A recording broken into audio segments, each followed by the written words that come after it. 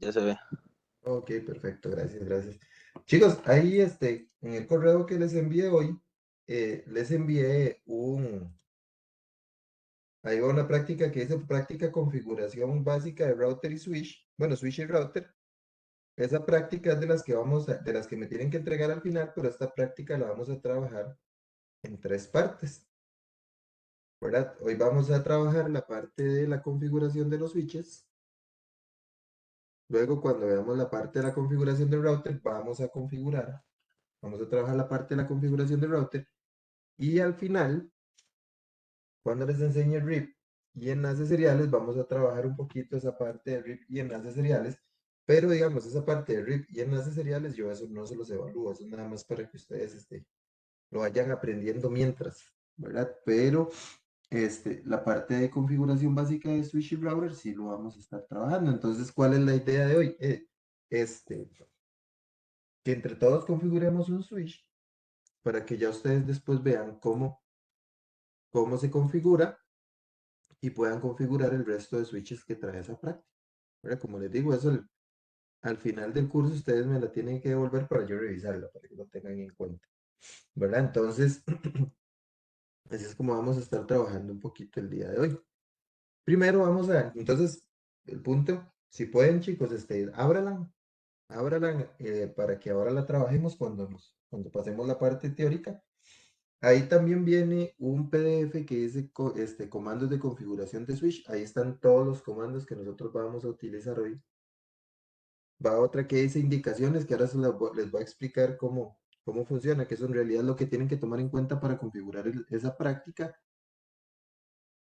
Y va uno que dice cómo cambiarle la hora y el historial al dispositivo, que eso también ahorita cuando lo estemos viendo se los voy a ir comentando un poquito, ¿verdad? Cómo funciona.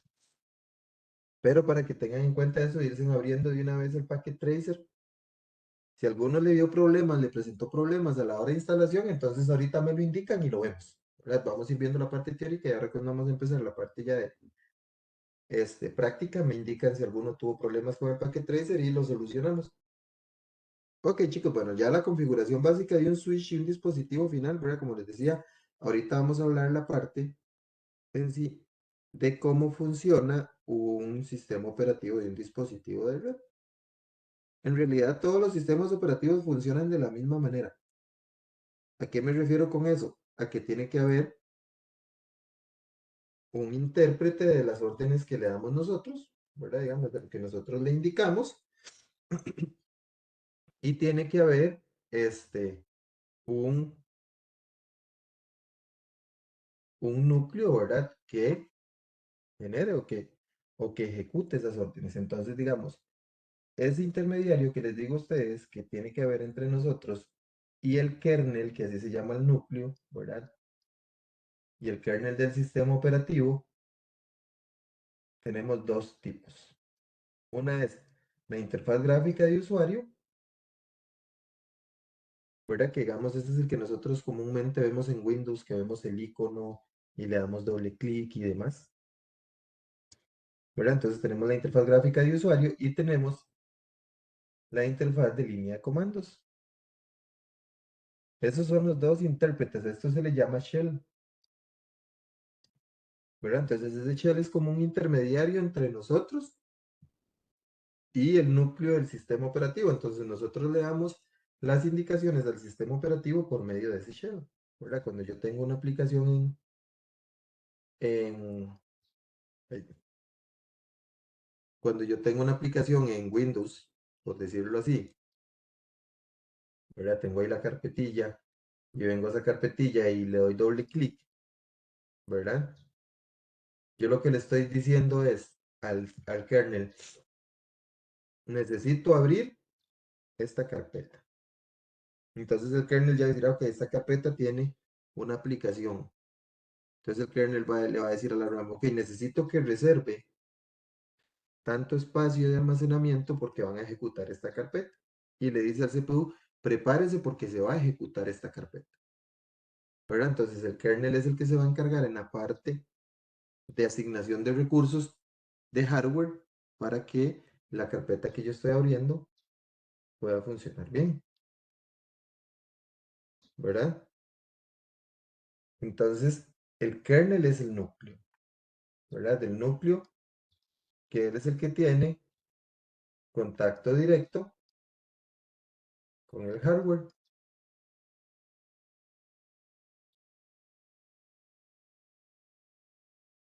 ¿verdad? Él es el que tiene contacto directo con el hardware. Entonces, yo le doy órdenes a este kernel por medio del shell. El shell es o la interfaz gráfica de usuario o la interfaz de línea de comandos, que ellos son como unos intérpretes, por decirlo así. Cualquier sistema operativo funciona de esa manera, llámese Windows, llámese Linux, llámese Mac, llámese el sistema operativo de un switch, llámese el sistema operativo de un router, de un servidor, todos van a funcionar en este orden, por decirlo así, ¿verdad?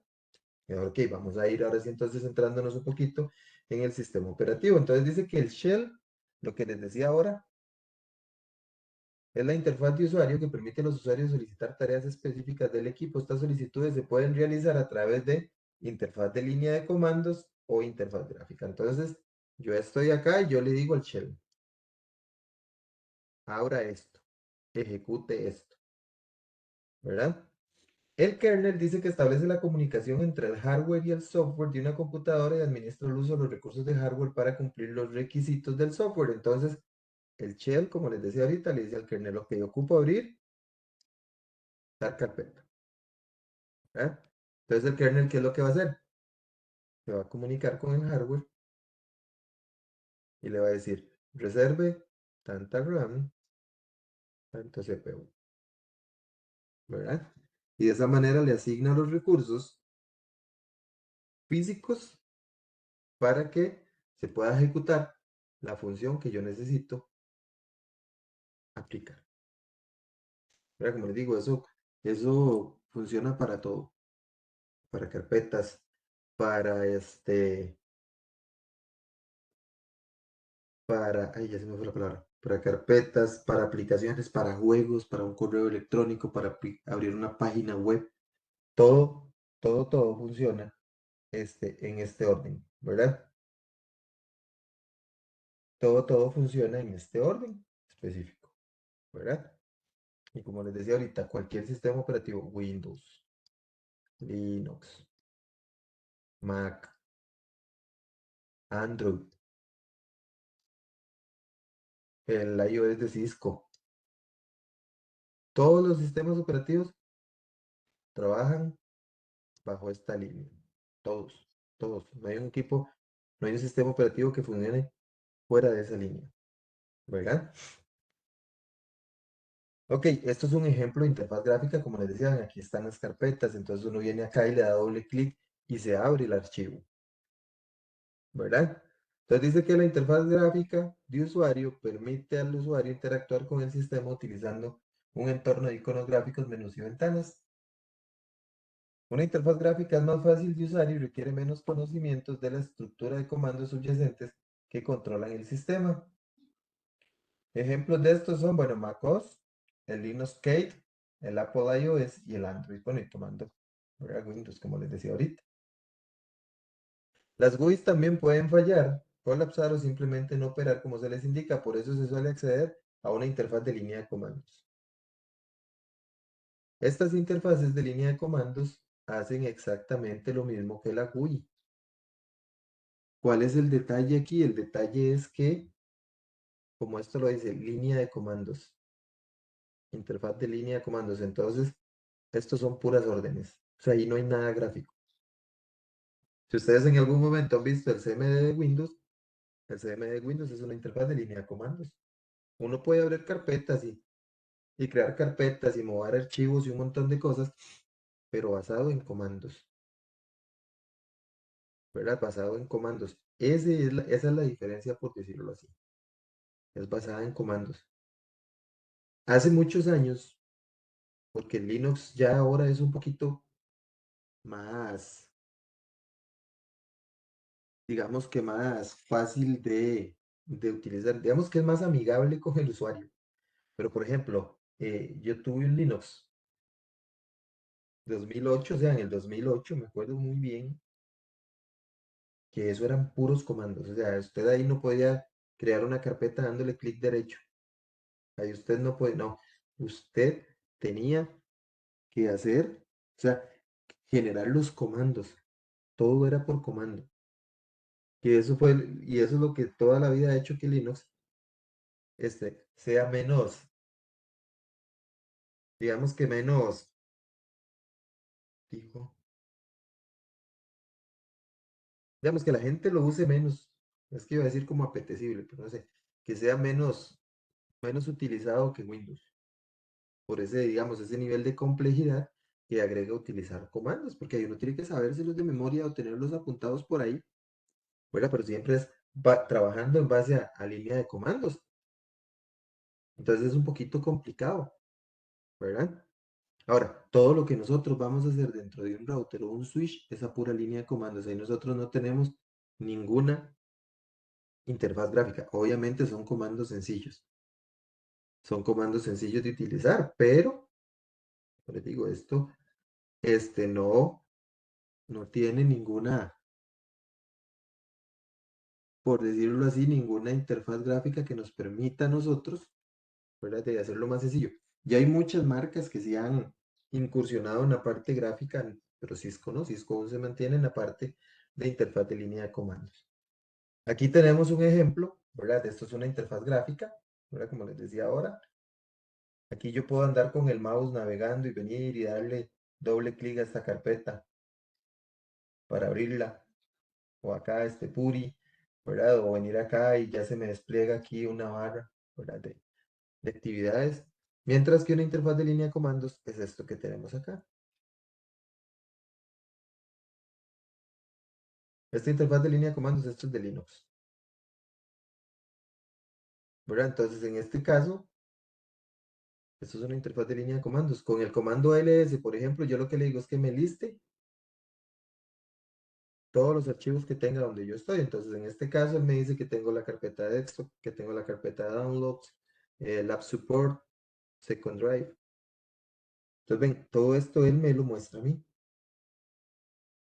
Esto es interfaz de línea de comandos. Esta es así es como vamos a trabajar nosotros en router y switch. Aquí hay un detalle, aquí hay un detalle que nosotros tenemos que tener presente.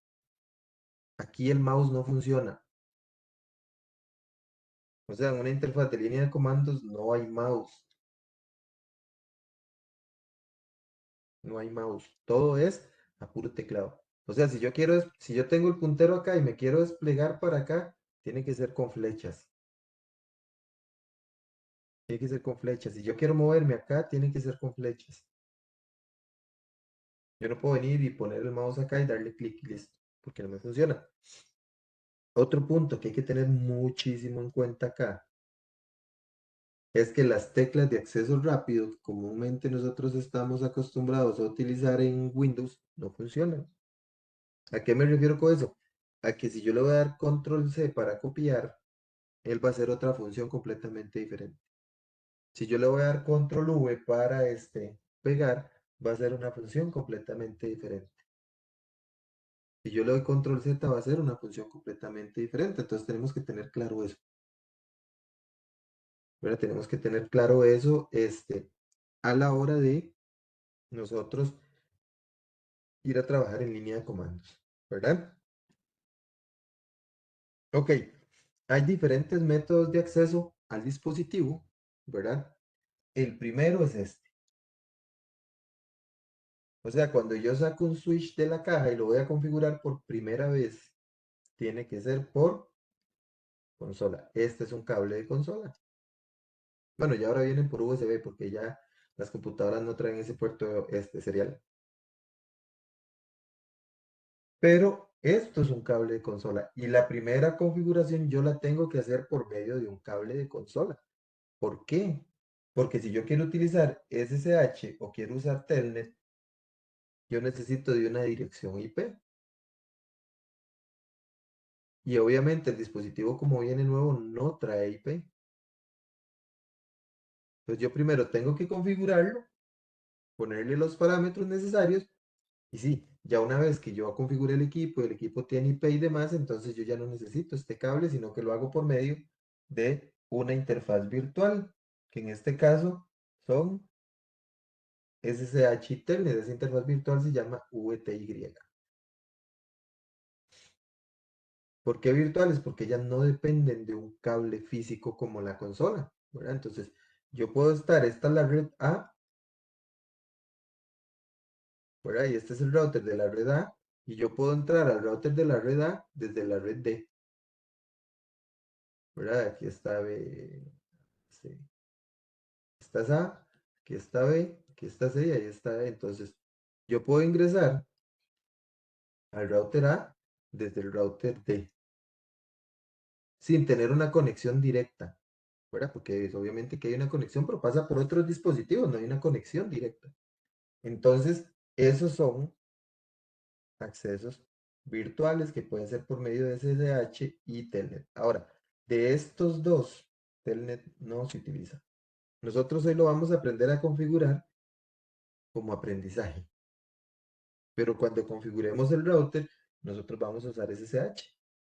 Y ya en el módulo 2 vamos a usar SSH también en los switches.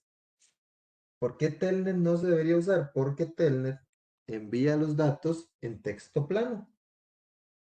¿Qué es lo que quiere decir eso? Que todos los datos son visibles. ¿Verdad? Todos los datos son visibles. O sea, todo lo que se envía a través de esa conexión es completamente visible. O sea, que se puede ver. ¿Verdad? Entonces, ahí específicamente, si alguien tiene un capturador de paquetes y logra ya no iba a decir, no dije nada, interponer, interceptar esa información, se puede ver. ¿Verdad? Como les digo, es texto plano, completamente visible. Mientras que SSH encripta los datos. Recuerden que el otro día yo les enseñé cómo encriptaban los sistemas, entonces SSH encripta los datos, entonces al SSH encriptar los datos, ya no es visible. Si alguien trata de interceptar esa información, este, esa información va a ser completamente ilegible. Lo único que van a ver son letras, números, símbolos y demás. ¿Verdad? Entonces, eso es una parte importantísima de SSH, que SSH es el que siempre se va a utilizar como digo, ¿verdad? Entonces, estos son métodos de acceso remoto. También se puede entrar vía web, pero lo más común es utilizar SSH ya remotamente y consola sí o sí la primera vez en un dispositivo Cisco. ¿Verdad? Aquí estamos hablando de dispositivos Cisco porque hay otras marcas que funcionan de una manera diferente, ¿verdad? Ok, luego nosotros podemos usar programas de emulación de terminal que son como estos que se ven acá. Digamos, este es Puri. Entonces yo aquí le digo cómo quiero entrar. Ven, si quiero entrar por Telnet, si quiero entrar por SSH. Y él ya una vez que yo le di Open acá, él me lleva acá. Que esto es un emulador de terminal. ¿Verdad? Esto es un emulador de terminal. Esto es como un CMD. Y ya lo tiene esta aplicación. Eso es lo que nosotros siempre vamos a usar ya para entrar por SSH o por Telnet. Siempre va a ser por medio de un emulador de terminal. ¿Verdad? Dice que los programas de emulación de terminal se utilizan para conectarse a un dispositivo de red mediante un puerto de consola o mediante una conexión de SSH o Telnet. Hay varios programas de emulación de terminal para elegir, por ejemplo, PuTTY, TeraTerm y en Secure CRT. Por ahí hay uno que se llama HyperTerminal, ¿verdad? Entonces hay diferentes tipos de programas de emulación de terminal. Uno de los más usados por su facilidad y su versatilidad de uso es PuTTY. PuTTY es muy utilizado, ¿verdad? TeraTerm también y HyperTerminal son como los más usados. Este de Secure CRT, si les soy sincero, este nunca lo he usado yo. Yo siempre he usado PuTTY, TeraTerm o HyperTerminal, son como los que siempre he usado. Ok, modos de navegación en el iOS de Cisco, ¿verdad? Él tiene diferentes pasos. El paso inicial, o donde nosotros entramos, apenas nos conectamos al dispositivo, se llama el modo ejecución de usuario. Aquí prácticamente no podemos hacer nada, ¿verdad? Aquí las cosas que se pueden hacer a nivel de configuración son completamente nulas. Aquí yo puedo ejecutar algunos comandos de verificación. ¿A qué me refiero con eso? Por ejemplo, un show, un show interface. Entonces se puede ver la configuración de una interfaz, por decirlo así, ¿verdad? Entonces es muy limitado, es muy limitado. Nosotros lo vamos a reconocer porque siempre va a ser el nombre del dispositivo seguido del símbolo de mayor que. Nombre del dispositivo, símbolo de mayor que. Cuando nosotros veamos este símbolo, entonces estamos en el modo de ejecución de usuario, ¿verdad? Cuando veamos este símbolo. Ok, sí, aquí es muy importante porque aquí nosotros vamos a pasar al modo de ejecución con privilegios, ¿verdad? Pero para poder hacer eso, nosotros necesitamos ejecutar el comando enable. Entonces, con este comando enable, nosotros pasamos a este modo de configuración, ¿verdad? A este modo de configuración. En este caso específico, en el modo de ejecución con privilegios, ya yo sí puedo realizar ciertas configuraciones. Le puedo cambiar la hora del dispositivo, le puedo cambiar el historial, ¿verdad? El equipo Cisco tiene un historial de comandos. Ese historial de comandos almacena por defecto los últimos 10 comandos que yo haya puesto, ¿verdad? Entonces, por ejemplo, yo puse entonces él me los almacena. Si yo le doy un show history, yo los puedo ver. Esto para hacer troubleshooting, solución de problemas, es muy útil, pero es muy limitado a 10. Cuando ya él llega a un número 11, ¿qué es lo que hace? Elimina el primero y empieza, sigue almacenando otro más. Entonces, ven, conforme él vaya almacenando, va eliminando, después de haber superado los 10. Entonces, yo este historial lo puedo cambiar hasta 255 comandos. ¿Dónde hago eso? En el modo ejecución con privilegios. Eso ahora lo vamos a ver. De hecho, yo les pasé hasta los comandos para esa parte. Entonces, eso yo lo hago desde el modo ejecución con privilegios, ¿verdad?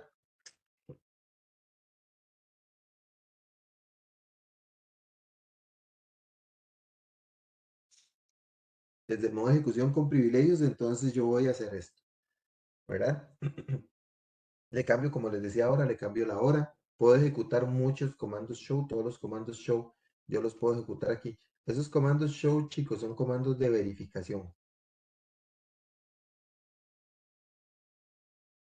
Cada configuración que nosotros hacemos o vayamos a hacer van a tener un comando show específico para poder verificar si están bien configurados o no, ¿verdad?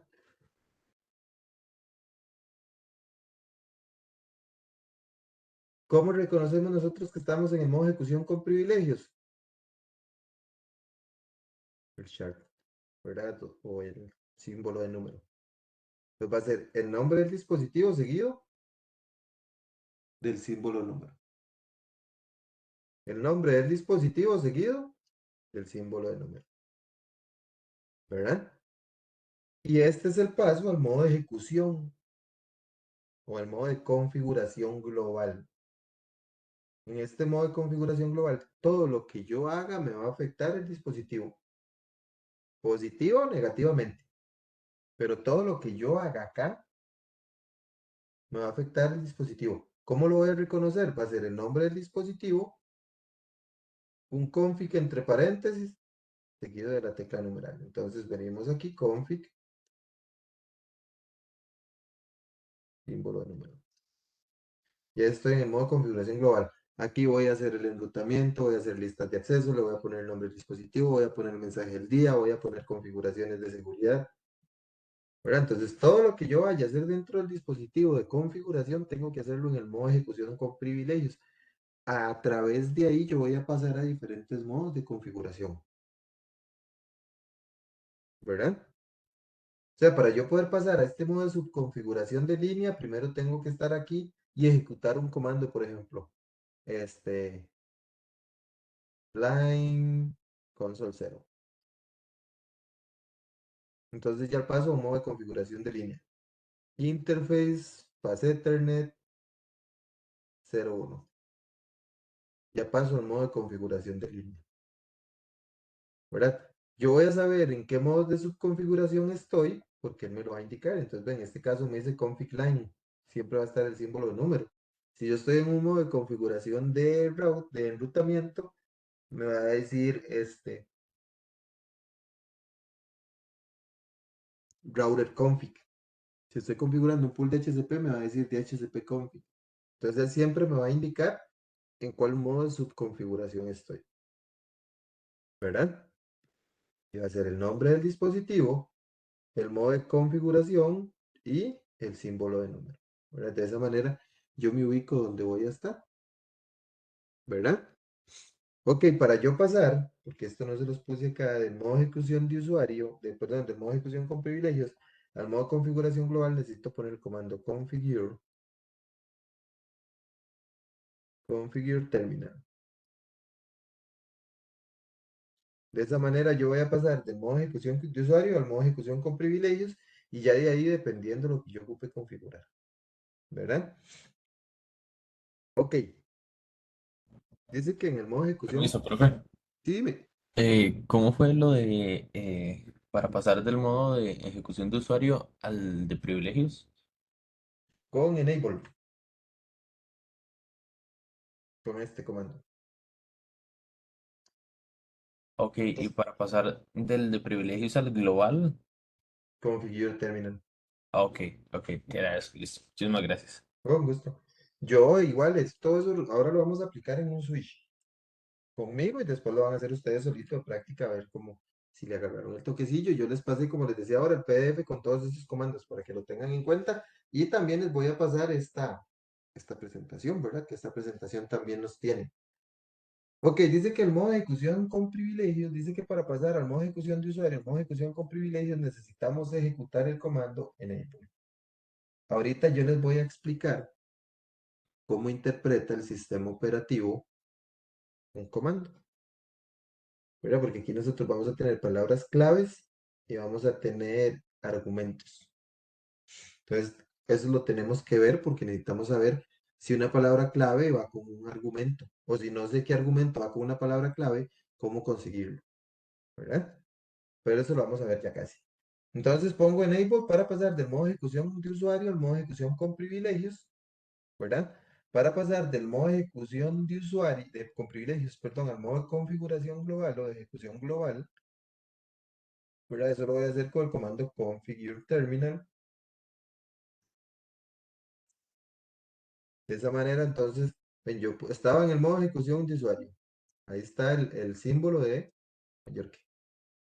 Puse el comando enable y pasé al modo de configuración con privilegios. Si yo quiero devolverme, chicos, le puedo dar exit, ¿verdad? Exit me va a devolver un paso atrás. Si yo le doy end, él me va a devolver hasta el modo de ejecución con privilegios, independientemente de donde esté. O sea, independientemente de donde yo esté, si yo le doy al exit, él me va a sacar hasta el modo de ejecución con privilegios. Si yo le doy end, él me devuelve un paso atrás. Ahora, si yo le doy, estoy aquí en configuración global y le doy exit, me devuelve y ven al modo de ejecución con privilegios. Vean acá, estoy en la línea de consola cero. Entré, ¿verdad? Aquí en la línea de consola cero, le di exit y volví al modo de configuración global. ¿Verdad?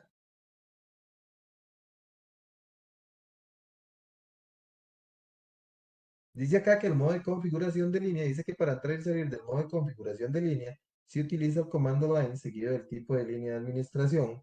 Para volver al modo de ejecución global, se usa el comando exit, que es el que me devuelve, como les digo, un paso atrás. Y end me saca hasta privilegios. ¿Verdad? Eso es para que lo tengan en cuenta. Ok, vamos a seguir por acá. Otros modos de subconfiguración van a haber muchos, chicos. Modos de subconfiguración de interfaz, modo de subconfiguración de línea, como lo vemos aquí. ¿Verdad? ¿Esta línea de consola qué es? Esta línea de consola es por donde yo voy a entrar cuando conecto el cable de consola. ¿Verdad? Cuando yo conecto el cable de consola, yo voy a caer a esta línea, que por ahí es por donde acceso la primera vez que voy a configurar el dispositivo. Ya las interfaces son para las interfaces físicas de los dispositivos, ¿verdad? Digamos, donde yo pego el cable de red, si necesito que tenga una IP, esa interfaz va a tener una IP, ¿verdad? Como les decía ahora, está el modo de subconfiguración de enrutamiento, que es el router, está el modo de subconfiguración de HCP. Cuando hago una lista de control de acceso nombrada, perdón, paso al modo de subconfiguración de lista de acceso. Entonces hay muchos submodos de configuración por los cuales yo voy a estar navegando, ¿verdad? No los vamos a ver todos en este módulo, obviamente hay muchos que los vamos a ir viendo conforme nosotros vayamos avanzando. Por ejemplo, el modo de subconfiguración de lista de control de acceso lo vamos a ver hasta en el módulo 13. Es cuando nosotros vamos a configurar las listas de control de acceso, ¿verdad? Ok, dice que la estructura de los comandos. ¿Cómo está estructurado un comando? Los comandos de Cisco están compuestos de dos partes. Una palabra clave más un argumento. La palabra clave está definida por el sistema operativo. O sea, yo no la puedo variar. Yo no la puedo quitar esa palabra clave. Y el argumento se lo doy yo, lo da el usuario. Entonces, en este caso, ¿qué puede ser una palabra clave? Interface.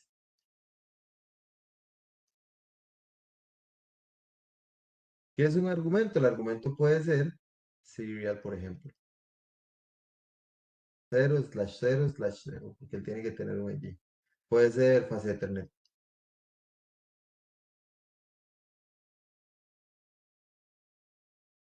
Gigabit Ethernet.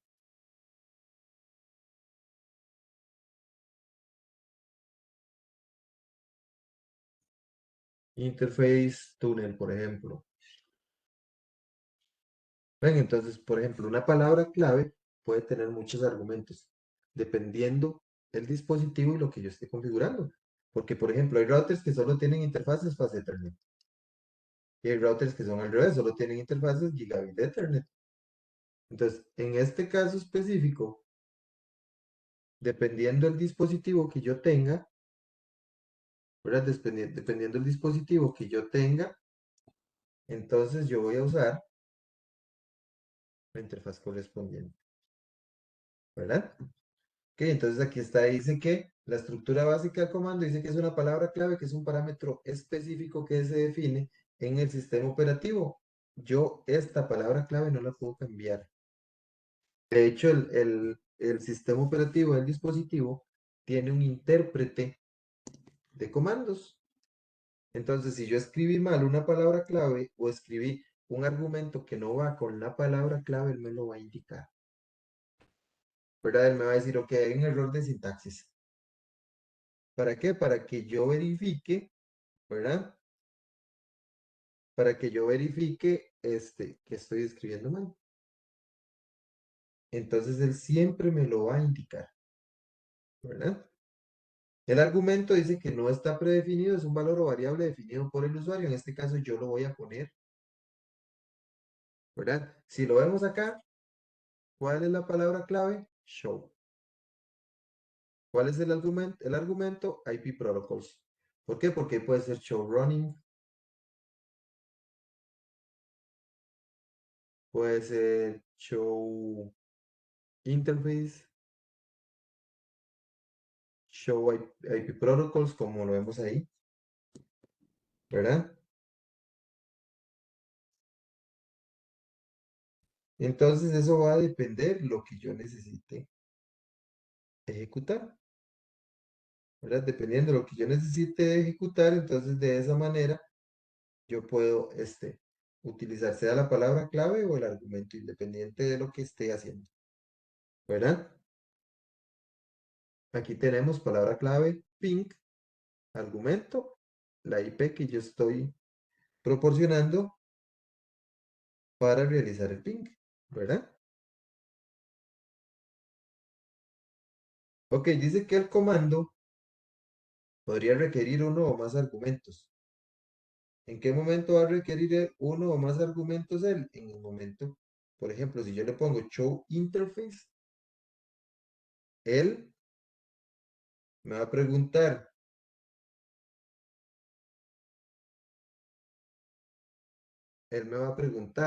ok, ¿cuál interfaz? Por ejemplo, un switch que tenga 24 interfaces, ¿cuál interfaz? La 01, la 02, la 03, la 04. Entonces yo tengo que indicar incluso cuál interfaz es la que voy a utilizar, ¿verdad?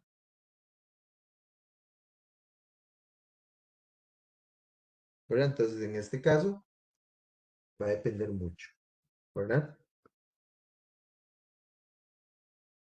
Y aquí nos va a indicar según cómo lo veamos, ¿verdad? Es que aquí no se nota tanto, pero según cómo lo veamos, ¿qué nos va a decir? Dice que la letra que está en negrita indica los comandos o palabra clave que se introducen literalmente como se muestran. En este caso, la palabra ping o la palabra show acá. ¿Verdad? Esa palabra en negrita nos va a indicar cuál es la palabra clave. Cursiva, el texto que indica los argumentos por los cuales el usuario proporciona un valor. IP protocols, la IP, ¿verdad? Que en este caso es el que nosotros tenemos en naranja por acá. Lo que está en corchetes indica un elemento opcional, palabra clave o argumento. En llaves indican un elemento obligatorio, o sea, sí o sí hay que ponerlo así, ¿verdad? Y las llaves y líneas verticales dentro de los corchetes indican una opción obligatoria dentro de un elemento opcional. Los espacios se utilizan para delinear claramente las partes del comando. En este caso, es algo que si yo lo uso, porque ven que es opcional, pero si yo lo uso, tengo que hacerlo de manera obligado. O sea, obligado a ponerlo exactamente como está ahí. Y aquí está, ¿verdad? Bueno, por ejemplo, Switch for Port Security Aging, esta es la palabra clave. Ven que es la que está en negrita. Y estos ya son los argumentos que yo puedo dar. Static, time, type, absolute, inactivity. Aquí traceroute, palabra clave, IP address, argumento. Ping, palabra clave, IP address, argumento. ¿Verdad? Es la forma en la que van los comandos. Esto tiene ayuda contextual, chicos. ¿Qué me refiero con esto? Que si yo no sé qué palabra clave va con un argumento, ¿verdad? Si yo no sé qué palabra clave va con un argumento, entonces yo puedo utilizar el símbolo de pregunta. Ahora cuando estemos en el switch, yo se los voy a enseñar. Entonces, cuando yo pongo el símbolo de pregunta, me va a decir, por ejemplo, con interface. Dependiendo, como les digo, el dispositivo que esté, yo le pongo interface, el símbolo de pregunta, y él me va a decir giga, base de Ethernet, serial, tunnel, port channel, VLAN. Entonces, ven, dependiendo del dispositivo que yo tenga, él me va a dar muchos argumentos que se pueden interpretar con la palabra clave interface, ¿verdad? Si yo escribo mal o si yo pongo un argumento que no va con una palabra clave, entonces él me lo va a indicar, ¿verdad? Él me lo va a indicar. Un punto importantísimo, bueno, también por ahí está la tecla tabular, que eso ahorita viene más adelante, que ella nos ayuda a terminar de completar el comando. Entonces, si yo pongo int y le doy a la tecla tab, él me pone interface.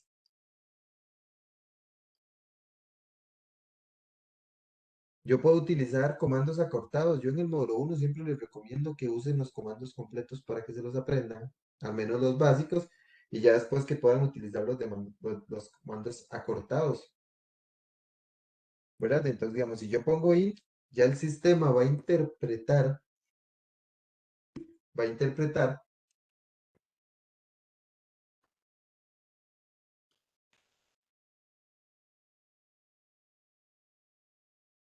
¿verdad? Ya va a interpretar que es interface. En el caso de cuando hay comandos ambiguos, ¿qué es lo que quiere decir eso? Por ejemplo, si yo quiero poner console y yo pongo con, o voy a poner configure terminal y pongo con, él me va a decir que esto es ambiguo. ¿Por qué? Porque tengo más de un resultado posible. Él me termina de completar o él me interpreta el comando acortado cuando es único, como int, ¿verdad? Yo ahí no voy a tener más int, solo interface, ¿verdad? Solo interface. Entonces, en este caso específico, él sí me lo interpreta. En este caso me va a decir que es ambiguo. Entonces, ¿qué tengo que decirle? Tengo que ponerle, ahí, tengo que ponerle console o conf, para que ya logre interpretar que uno es o console o configure, ¿verdad? Teclas de acceso rápido, ¿verdad? Como les decía, bueno, ven el ambiguous command que les decía ahorita. Él me dice que el comando es ambiguo. ¿Por qué? Porque puede ser configure o con console, ¿verdad? Bueno, o connect, ¿verdad? En este caso. Entonces, en este caso específico, yo puedo utilizar entonces comandos acortados. En ese conft que tengo aquí, este es el equivalente a configure terminal, así es como lo va a interpretar el intérprete de comandos del sistema operativo. De esa manera es que él lo va a interpretar como configure terminal. Entonces, yo no tengo que poner el comando completo, ¿verdad? Yo no tengo que poner el comando completo porque de esa manera, me ahorra tiempo en realidad,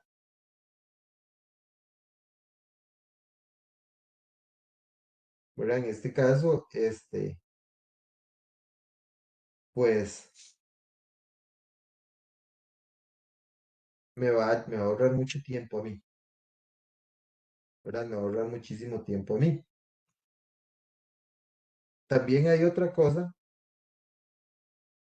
¿verdad? Este,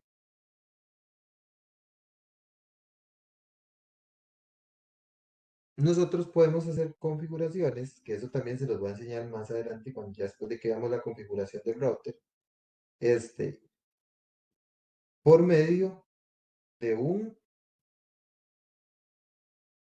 eh, bloc de notas, ¿verdad? Por medio de un bloc de notas,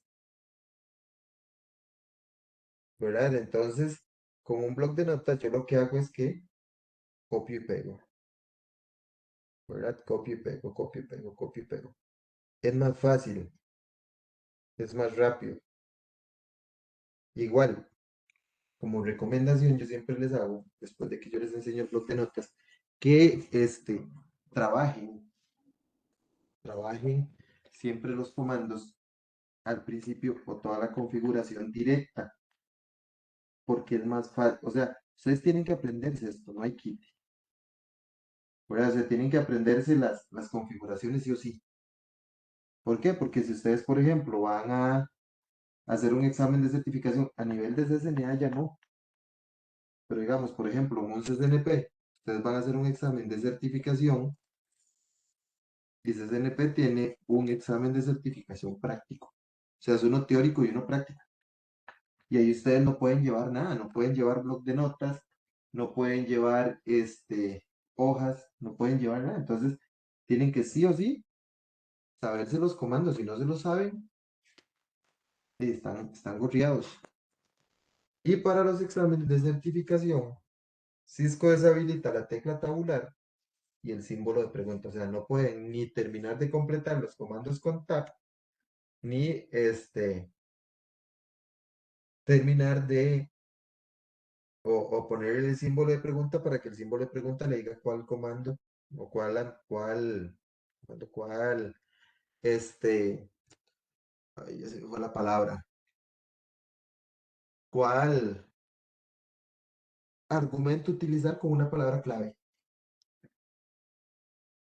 ¿verdad? Entonces, en este caso específico, siempre es bueno que se sepan los comandos, ¿verdad?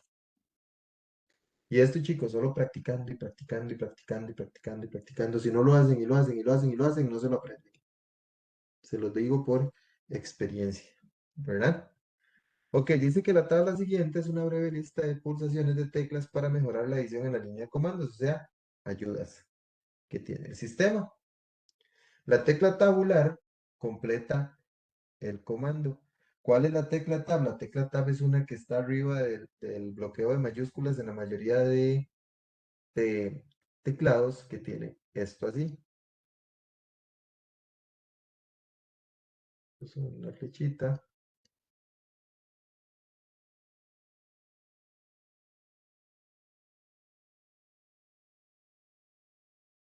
Bueno, esta era una flecha. Ustedes me entienden. Y algunas dicen tab. Es que no todas dicen tab. Hay unas que no traen nada. Nada más traen las flechitas. Entonces esa es la tecla tabular. Si yo presiono la tecla tabular, ella me termina de completar el comando, ¿verdad? Entonces, por ejemplo, si yo pongo int y presiono la tecla tabular, inmediatamente me pone interface, ¿verdad? La tecla retroceso, ¿verdad? Que es el backspace normal, ¿verdad? Este, en este caso,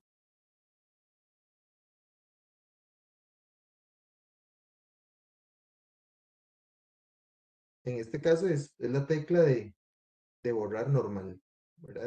Es la tecla de borrar común. La flecha a la izquierda o control B nos va a desplazar el cursor, lo que les decía ahora. Si yo tengo el cursor acá, si yo tengo el cursor acá y yo quiero moverme hacia acá, no puedo venir y poner el cursor aquí y darle clic con el mouse como está uno acostumbrado, digamos, como que yo venga y haga esto aquí y le dé aquí clic y entonces él me pasa el cursor para acá. Tengo que hacerlo a puras flechas, ¿verdad? Recuerden que el teclado tiene 4 teclitas en la parte de abajo que son así, ¿verdad? Entonces con estas teclas es con las que yo me voy a estar desplazando. Igual hacia la derecha. Si le doy a esta tecla, entonces yo me muevo hacia la derecha o con control F o para arriba. Recuerden que yo les decía, vean acá, el buffer del historial, ¿verdad? El buffer del historial. En este caso, ¿verdad? Este buffer de historial, si yo le doy a esta tecla, él me pone enable, por ejemplo, los que yo he puesto. La presiono de nuevo y me pone configure terminal. En el orden en el que yo las haya ido poniendo. La tecla no, hostname, ¿verdad? Entonces, dependiendo de los comandos que yo ponga, él me los va a ir mostrando, ¿verdad? Él me los va a ir mostrando con esta tecla, ¿verdad?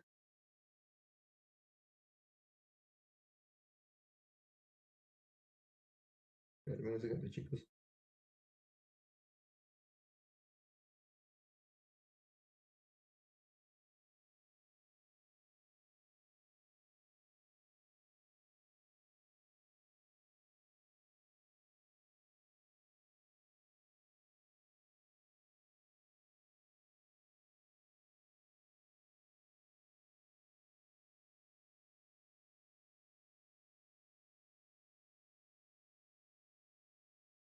¿Verdad? Entonces, en este caso, esa tecla siempre me va a mostrar a mí el historial,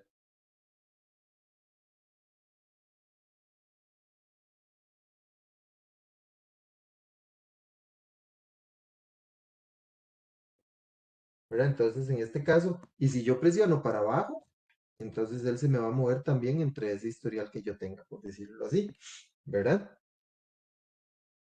Ok, la petición de entrada, amor, cuando yo ejecuto, por ejemplo, un show running, el comando show running,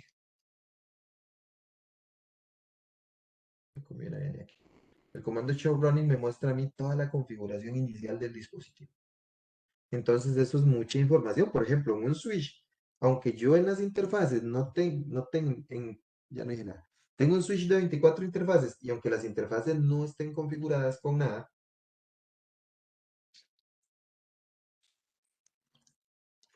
y yo le doy un show running, él me va a mostrar las 24 interfaces, aunque estén vacías. Entonces, eso me va a completar, digamos que la pantalla. Me va a aparecer la petición de entrada more. Eso me indica a mí que para abajo hay más información. O sea, que yo tengo más información en esa pantalla. ¿Cómo me desplazo yo en eso? Ok, lo voy a desplazar de la siguiente manera. Si yo presiono Enter, me muestra la siguiente línea. Digamos que yo estoy viendo esta y le doy Enter, me muestra esta. Y le doy Enter, me muestra esta. ¿Verdad? Si yo presiono el backspace, que es la tecla espaciadora, ¿verdad? De mi teclado, entonces él me pasa una pantalla completa. Por ejemplo, si yo estaba viendo las interfaces de la 01 a la 10 y yo le doy el Enter, entonces me pasa a la 011. Pero si yo le doy el backspace, me pasa de la 010 a la 020. O sea, me muestra una pantalla completa. ¿Verdad? Entonces, en este caso específico,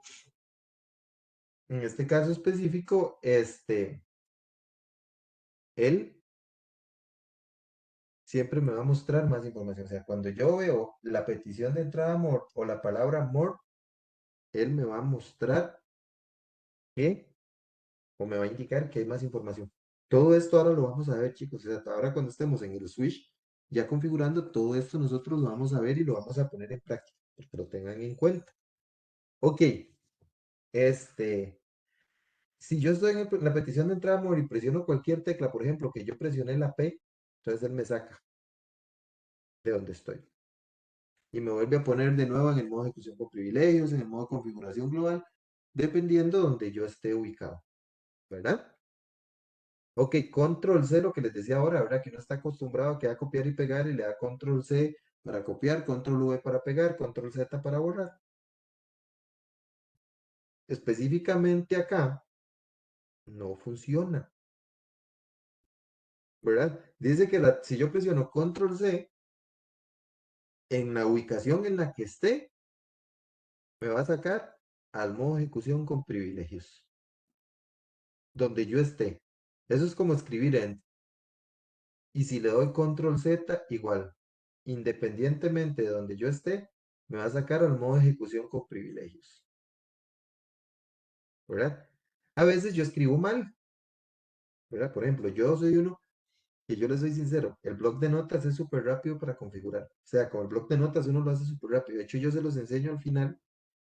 Y si ustedes le agarran ese toque a ese bloc de notas, yo les aseguro que ustedes hacen el examen final práctico en 10 minutos, ¿verdad? Yo no uso bloc de notas porque yo meto mucho dedazo. Ahora se van a dar cuenta cuando yo esté configurando. Entonces, si yo escribo una palabra mal que el intérprete del sistema operativo no lo puede interpretar, o sea, que él no pueda de- des- in- bueno, traducir, por decirlo así, lo que yo escribí, ¿verdad? Entonces, él me va a poner ahí un translating, me va a poner esa palabra translating, unos puntos, y me va a poner 255.255.255.255. Eso ellos le llaman búsquedas de DNS. Eso es lo que él está tratando de interpretar o de buscar dentro del mismo sistema, algo que me interprete esa palabra que yo escribí mal, ¿verdad? Esa palabra que yo escribí mal. Entonces, esto a veces tarda hasta 3 minutos. Entonces, si yo lo quiero suspender, o sea, si yo quiero eliminarlo, bueno, primero hay un comando para que eso no pase. Pero si yo quisiera eliminarlo, en el momento que me pasó, yo tengo que presionar Control Shift 6. Entonces, el Control y el Shift siempre están a la par. ¿Verdad? El Control es el que dice, como dice ahí, CTRL. El Shift, algunos dicen Shift, otros nada más me muestran una flecha hacia arriba.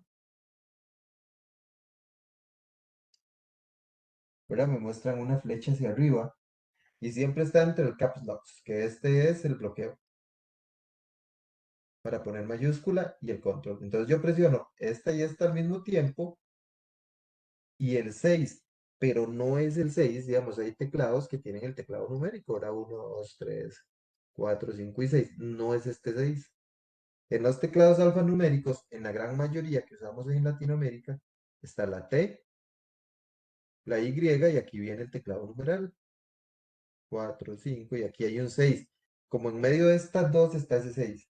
Entonces, este 6 es el que tengo que presionar, estas dos con este 6 y me interrumpe esa búsqueda. Pero ahora también voy a tratar de que me pase para que ustedes lo vean. Entonces yo presiono Control Shift 6 y ya detengo esas búsquedas de DNS. ¿Verdad? Eso, chicos, depende mucho el teclado. Depende mucho el teclado en el idioma que yo lo tenga. También porque si yo lo tengo en latinoamericano es completamente diferente a que si lo tenga en inglés americano. ¿Verdad? Entonces, eso también va a depender en el formato que uno tenga el teclado configurado, ¿verdad? Ok, configuración básica de dispositivos. Esto lo vamos a ver dentro de un ratito físicamente, ¿verdad? Físicamente, o sea, ya dentro de un switch en el Packet Tracer. Entonces, esto me lo voy a saltar, eso lo vamos a ver dentro de un rato. Ok, chicos, cuando utilizamos contraseñas, las contraseñas que nosotros debemos configurar tienen que ser contraseñas seguras. Obviamente nosotros hoy vamos a usar Cisco en todo. O uno usa Cisco 2023, por ejemplo. Cisco 1, Plus. Pero estos no son contraseñas seguras, estos son contraseñas fáciles de adivinar y contraseñas fáciles de descubrir por ataques de fuerza bruta. Nosotros necesitamos este, utilizar contraseñas robustas, ¿verdad? ¿Cuáles son recomendaciones para contraseñas robustas? Ok, que una contraseña tenga mínimo 8 caracteres de longitud. ¿Verdad? Si yo pongo Cisco son 5, eso es muy corto. Entonces que sean mínimo 8 caracteres. Usar combinaciones de letras, mayúsculas, minúsculas, números, caracteres especiales o secuencias de números. Entonces, por ejemplo, con Cisco, yo puedo poner Cisco, la C en mayúscula, cambio la I por un 1, puedo cambiar la S por un 5, pongo la C, cambio la O por un 0, le pongo un punto, por ejemplo,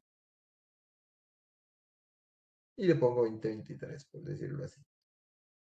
Vamos a ver qué tan robusta es eso. Dame un toquecito, chicos.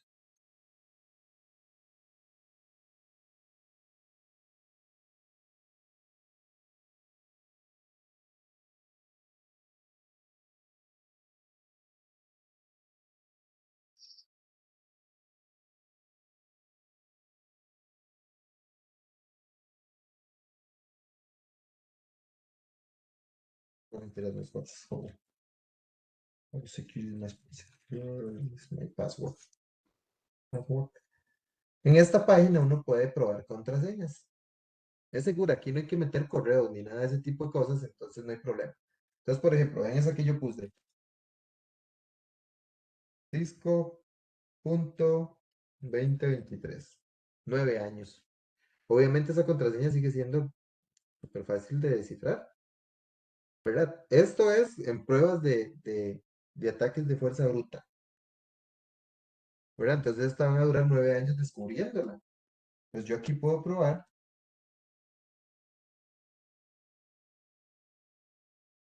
qué tan seguras son las contraseñas. Por ejemplo, esta, la del router de mi casa, el Wi-Fi de mi casa, 17 cuatrillones de años. ¿Verdad? Entonces, aquí ustedes pueden probar qué tan segura es una contraseña. ¿Verdad? Pues depende de la contraseña que ustedes pongan, ¿verdad? Así va a estar protegido el sistema. Súper importante, chicos. Eso es súper importante. Utilizar contraseñas seguras, utilizar contraseñas diferentes para cada una de las aplicaciones que uno tenga. ¿Verdad? Como les digo, esto es una contraseña, ya vimos, 9 años, un ataque de fuerza bruta. Ponemos Cisco y eso nos va a decir que es inmediato, ¿verdad? Entonces siempre tener en cuenta ese punto importante, ¿verdad? Que las contraseñas sean robustas. Evitar el uso de la misma contraseña en todos los dispositivos y no usar palabras comunes porque se descubren fácilmente, ¿verdad? Hay mucha gente que ve una red inalámbrica y lo primero que tratan de poner de contraseña es el nombre de la red inalámbrica, ¿verdad? O si ya conocen a la persona, el nombre de la persona, la fecha de cumpleaños, el nombre de la mascota, todo ese tipo de cosas, son contraseñas que no deberían, utilizarse. Ok, vean lo que dice la nota que nos dan por acá. En la mayoría de las prácticas de laboratorio usaremos contraseñas simples como Cisco o clase. Estas contraseñas se consideran simples y fáciles de adivinar y deberían evitarse en un entorno de producción, o sea, cuando nosotros ya estamos en la vida real. Esto es por facilidad. ¿Por qué? Porque yo ya sé que la contraseña es Cisco, entonces a la hora que yo reviso, nada más pongo Cisco y listo. Si yo les digo, pongan la contraseña a gusto de ustedes, imagínense lo que me va a costar a mí estar, obviamente yo les voy a solicitar la contraseña, pero lo que me va a costar a mí estar revisando y estar cambiando esas contraseñas a cada rato. Entonces, por eso es que utilizamos estos entornos de contraseñas sencillos, ¿verdad? Ok, a esto vamos a saltarlo también porque esto es lo que vamos a hacer dentro de un ratito. Esto también, esto es dentro de un rato. Ok, puertos y direcciones. Las direcciones IP, chicos, para que se hagan una idea ahorita un poquito. Una dirección IP está compuesta de 32 bits separada en octetos. En octetos.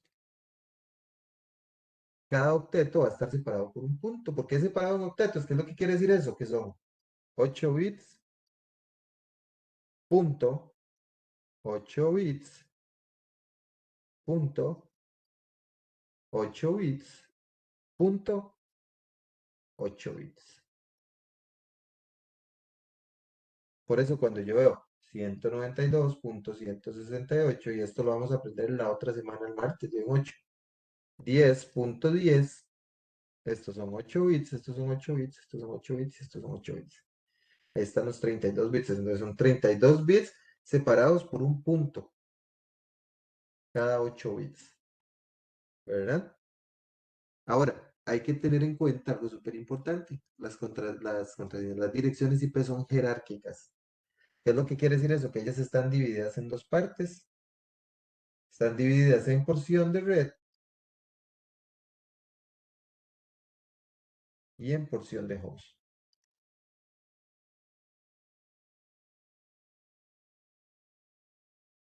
La porción de red son los primeros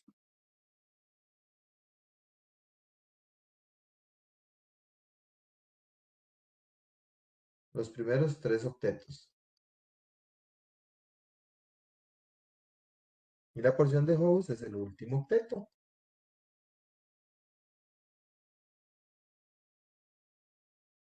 ¿Qué es lo que quiere decir eso?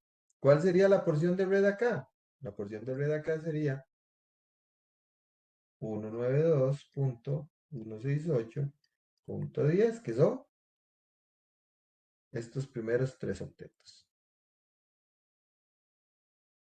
Y la porción de host sería esta. Mira que en este caso, la porción de host sería el 10.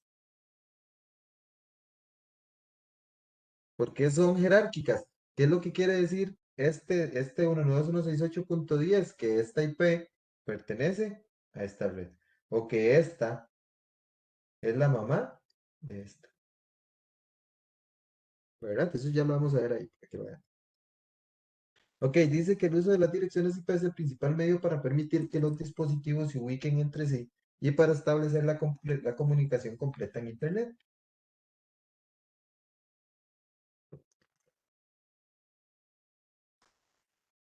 La estructura de una dirección IP se denomina notación decimal con puntos y se representa con cuatro números decimales entre 0 y 255. Un punto importante, chicos.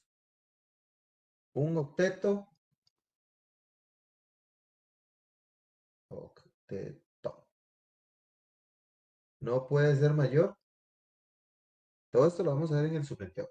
Y la otra semana que hablamos un poquito y pues no puede ser mayor de 255. O sea, yo no puedo tener un octeto aquí. Por ejemplo, aquí no puedo tener 270. ¿Verdad? No puedo tener 270. Ok, entonces dice que Una máscara de subred es un valor de 32 bits que se separa la porción de red de la porción de host. La máscara de subred es esta. Tiene el mismo tamaño y la misma composición que la dirección IP, o sea, tiene 32 bits separada en octetos, cada 8 bits por un punto, ¿verdad?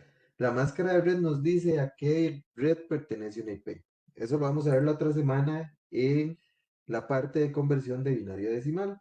Ahorita es más que todo porque a las piezas tenemos que ponerles una IP, entonces yo tengo que mostrarles cómo funciona, ¿verdad? O cómo está compuesta.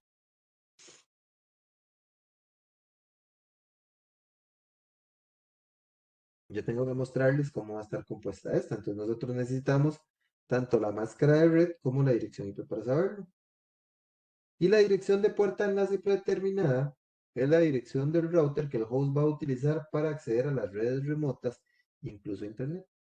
Entonces, cuando un dispositivo no pertenece a mi propia red, él va a utilizar esta dirección IP para salir a buscar otras direcciones, para salir a buscar el destino, ¿verdad? Que eso es lo que se conoce como puerta de enlace predeterminada. O sea, nosotros la vamos a trabajar a nivel de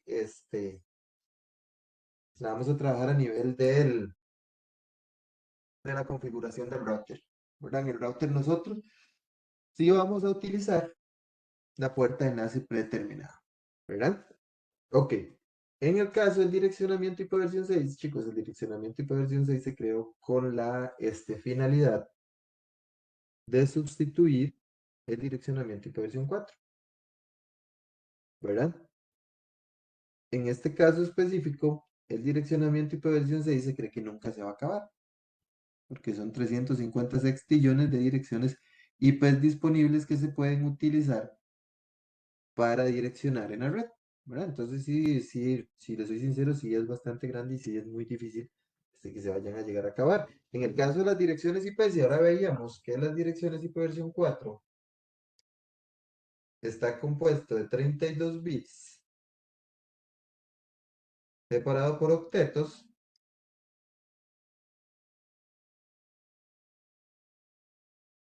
la dirección IP versión 6 consta de 128 bits separada por octetos. Por octetos, cada 4 valores. O sea, cada 4 valores va a ser un octeto. Y cada octeto va a tener un tamaño de 32, 32, perdón, 16 bits cada octeto, ¿verdad? Ok, entonces la dirección IP versión 6 consta de 128 bits. Las direcciones IP versión 4 son direcciones decimales, o sea, ¿qué es lo que quiere decir IP versión 4 es decimal? Es decimal, o sea, LED números del 1 al 9, ¿verdad? Y la IP versión 6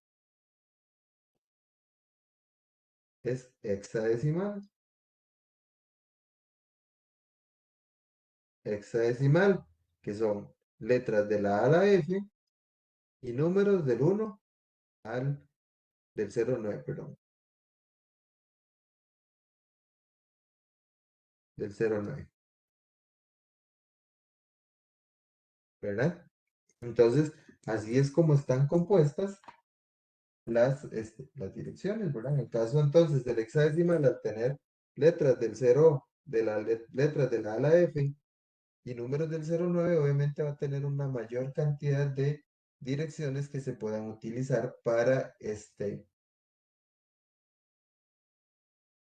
generar las nuevas IPs, ¿verdad? Ahora, los dispositivos, bueno, sí, los dispositivos pueden obtener una dirección IP automática o estática.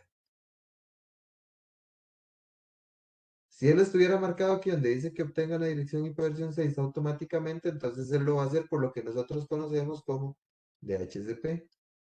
Y si yo le pongo que use la siguiente dirección IP, esto es estática.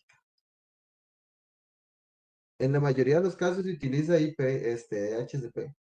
Cuando a un dispositivo se le pone una IP estática es porque se necesita que siempre esté visible en la red, que siempre esté disponible, ¿verdad? Entonces, en este caso específico,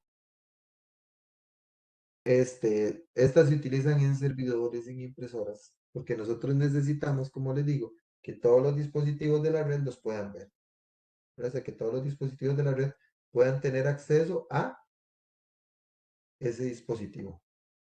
Para PCs no es recomendable tener IPs estáticas. Cuando ellos están estáticamente configurados, este, son más riesgosos, porque ellos, como les digo, están completamente visibles. Entonces, cualquier persona podría tener acceso a el dispositivo. Puertos, interfaces, nosotros vamos a tener diferentes puertos, ¿verdad? Diferentes interfaces. Recuerden que nosotros tenemos conexión física, que esto es por Ethernet,